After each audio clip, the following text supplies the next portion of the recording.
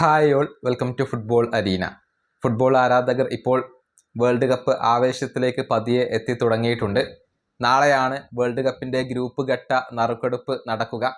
തങ്ങളുടെ പ്രിയപ്പെട്ട ടീമുകൾക്ക് ഏതൊക്കെ എതിരാളികളെ ലഭിക്കും എന്നറിയാനുള്ള കാത്തിരിപ്പിലാണ് ഇപ്പോൾ ഫുട്ബോൾ ആരാധകർ ഉള്ളത്. നിലവിലെ ലോക ജേതാക്കളായ അർജന്റീന വേൾഡ് കപ്പിലെ കിരീട ഫേവറേറ്റുകളിൽ ഒന്നാണ്.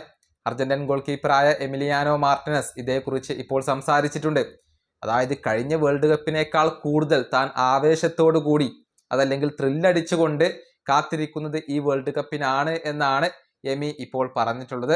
അദ്ദേഹത്തിന്റെ വാക്കുകൾ ഇങ്ങനെയാണ്: കഴിഞ്ഞ വേൾഡ് കപ്പിനേക്കാൾ കൂടുതൽ എന്നെ ത്രില്ലടിപ്പിക്കുന്നത് ഈ വരുന്ന വേൾഡ് കപ്പാണ്.